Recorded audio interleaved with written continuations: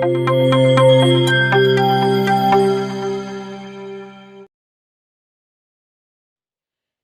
दोस्तों, मैं हूं डॉक्टर प्रियंका और आप देख रहे हैं डेंटल सॉल्यूशंस। तो आज की इस वीडियो में हम बात करने वाले हैं कि अगर आपका दांत या उसका कोई कोना टूट गया है तो ऐसे केस में क्या ट्रीटमेंट किया जाता है, आपको डेंटिस्ट के पास कितनी बार जाना पड़ेगा और इस पूरे ट्रीटमेंट का कितना खर्चा आएगा। हम 5 सिचुएशंस की बात करेंगे जिसमें दांत अलग अलग लेवल पर टूटा है और उसमें जो खर्चा है या उसमें जो सिटिंग है वो कितनी आती है। तो सबसे पहली सिचुएशन की हम बात करते हैं जहां आपके दांत पर चोट लगी है।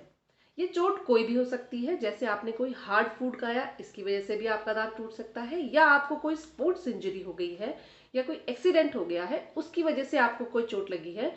तो ये कोई भी चोट हो सकती है। इस चोट की वजह से जो आपका दांत है जो पहले बिल्कुल नॉर्मल था, अब उसका एक कोना टूट गया है।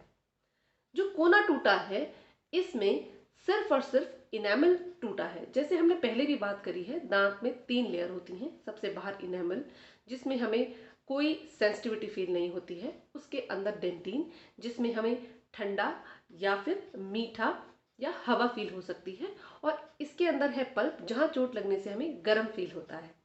तो पहली सिचुएशन में हमें जो दांत हमारा टूटा है इसमें सिर्फ और सिर्फ इनेमल एक्सपोज हुआ है। अब इस इनेमल के टूटने की वजह से आपको क्या सिम्टम आएंगे? आपको कोई सिम्टम नहीं आएंगे। आपको बस नजर आएगा कि आपका एक दांत का कोना टूट गया है। इसके अलावा आपको कोई दर्द नहीं होगा, कोई सेंसिटिविटी नहीं होगी। अब इसका ट्रीटमेंट क्या होगा? जब आप अपने डेंटिस्ट को विजिट करेंगे तो आपके डेंटिस्ट सबसे पहले एक एक्सरे लेंगे। एक्सरे लेने के बाद वो ये चेक करेंगे कि कहीं और तो कोई फ्रैक्चर नहीं आया है। अगर सब कुछ ठीक रहा तो आपके डेंटिस्ट एक कॉम्पोजिट नाम का मटेरियल होता है, जो कि वाइट कलर का ही मटेरियल होता है। इस मटेरियल से आपका टूटा हुआ दांत का पोर्शन बिल्डअप कर देते हैं। ये टूटा हुआ पोर्शन जो बिल्डअप हुआ है इसका कलर आपके दांत के कलर से बिल्कुल मैच होता है और आपको नजर नहीं आता है कि यहां से आपका दांत टूटा था। इसका खर्चा अलग अलग हो सकता है, पर नॉर्मली 1500 से 2000 के बीच में आपका ट्रीटमेंट कंप्लीट हो जाता है। अगर आपने इसे ऐसे ही छोड़ दिया तो आगे जाके इस दांत में कैविटी हो जाए। अब बात करते हैं दूसरी सिचुएशन की, जहां आपका दांत टूटा है इनेमल और डेंटिन के लेवल पे। अब जो आपका दांत टूटा है इसमें इनेमल भी आया है और डेंटिन भी आया है और डेंटिन एक्सपोज हो गया है। एक्सपोज डेंटिन की वजह से जब भी आप ठंडा लेंगे या फिर मीठा लेंगे या फिर जब हवा लेंगे, जो हम सांस लेते हैं उससे जो हवा लेंगे वो भी आपके दांत पर लगने लग जाएगी। थोड़ा बहुत पेन हो सकता है लेकिन तेज पेन नहीं होता है। अब इस केस में अगर आप अपने डेंटिस्ट को विजिट करेंगे तो फिर से वो आपका एक एक्सरे लेंगे, ये चेक करने के लिए कि आपके दांत में कहीं और कोई चोट तो नहीं लगी है। अगर सब कुछ नॉर्मल रहा तो आपके डेंटिस्ट फिर से वही कॉम्पोजिट फिलिंग करते हैं। ये कॉम्पोजिट फिलिंग आपके दांत के रंग की होती है और इस समय भी खर्चा आपका 1500 से 2000 रुपए के बीच में हो जाता है। अगर आपने इसे ऐसे ही छोड़ दिया और कोई फिलिंग नहीं कराई तो लंबे समय के बाद, क्योंकि आपका डेंटिन जो है आपके इनेमल से ज्यादा कमजोर है, तो आगे चल के सेकेंडरी केरीज की वजह से इन्फेक्शन बहुत जल्दी पल्प में पहुंच सकता है। जो दांत आज सिर्फ फिलिंग से ठीक हो सकता था, आगे जाके उसमें रूट कनाल कराना पड़ सकता है। तो यदि आपका दांत टूटा है और आपको उसमें हल्की सेंसिटिविटी फील हो रही है तो अपने डेंटिस्ट को विजिट करिए। हो सकता है कि सिर्फ एक फिलिंग से ही आपकी प्रॉब्लम सॉल्व हो जाए। अब हम बात करते हैं तीसरी सिचुएशन की।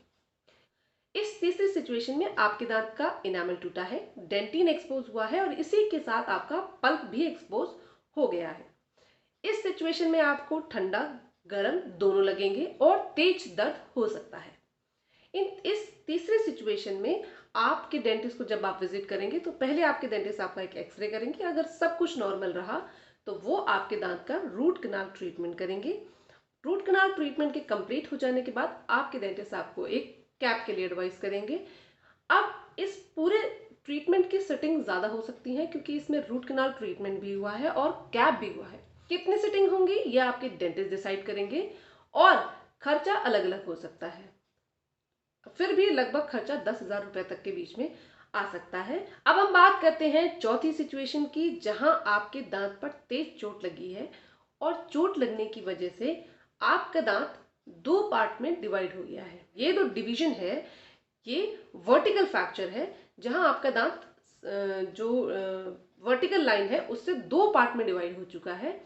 ऐसे फ्रैक्चर में दांत को बचाना बहुत मुश्किल हो जाता है और ऐसे केस में दांत को निकालने की सलाह दी जाती है। पांचवी सिचुएशन है जब आपके दांत में चोट लगी है और आपका दांत नेक से फ्रैक्चर हो गया है, जहां आपके दांत पे जो क्राउन है और जो रूट है उसके बीच में कोई फ्रैक्चर लाइन आई है। ऐसी सिचुएशन में जब आप अपने डेंटिस्ट को विजिट करते हैं तो सबसे पहले एक एक्सरे कराया जाता है, ये चेक करने के लिए कि दांत में फ्रैक्चर है या फिर आसपास की हड्डी में भी फ्रैक्चर है। अगर आसपास की हड्डी में कोई फ्रैक्चर नहीं है, सिर्फ दांत में फ्रैक्चर आया है, तो दांत को निकाल कर वहां पर इमीडिएट इम्प्लांट करने की सलाह दी जाती है। अगर दांत को निकाल कर वहां कैप भी लगाया जाए तो कैप और इम्प्लांट में क्या अंतर होता है इसके ऊपर हम ऑलरेडी एक वीडियो बना चुके हैं। अगर आप ऐसा कोई ट्रीटमेंट कराने जा रहे हैं तो प्लीज वो वीडियो चेक कीजिए। तो अगर आपके दांत में फ्रैक्चर हुआ है और आपके दांत को निकालने की सलाह दी जाती है तो अच्छा होगा कि आप इमीडिएट उसमें इम्प्लांट कराएं। इम्प्लांट का खर्चा कैप के खर्चे से थोड़ा ज्यादा होता है, लेकिन उसके बेनिफिट बहुत ज्यादा होते हैं। तो इम्प्लांट ऐसे केस में इमीडिएटली किया जा सकता है जहां पे पुराना कोई इन्फेक्शन ना हो, सिर्फ फ्रैक्चर की वजह से दांत निकल गया हो, तो ऐसे केस में आप इमीडिएट इम्प्लांट पर जा सकते हैं। इमीडिएट इम्प्लांट कराने की वजह से आपकी जो सर्जिकल एक विजिट है वो बच जाती है। जो हम कन्वेंशनल इम्प्लांट में करते हैं वो हम इमीडिएट इम्प्लांट में वो एक सिटिंग जो है आपकी बच जाती है और आपको बेनिफिट उसका हो जाता है कि आपने दांत निकाला और उसी सॉकेट में आपने इम्प्लांट डाल दिया।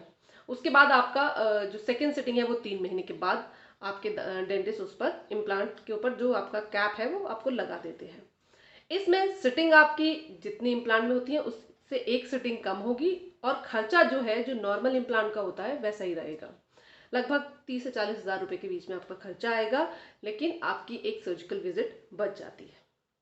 तो ये थी आपकी 5 सिचुएशन जिसमें दांत पे अलग अलग लेवल में फ्रैक्चर हुआ है और अलग अलग लेवल में उसका क्या ट्रीटमेंट हो सकता है, कितने पैसे आपको लगाने पड़ेंगे। इसके अलावा अगर आपका इससे रिलेटेड कोई और क्वेश्चन है तो आप मुझे कमेंट कर सकते हैं। अगर वीडियो पसंद आई हो तो please do like, share and subscribe. मिलते हैं अगले वीडियो में, तब तक के लिए नमस्कार।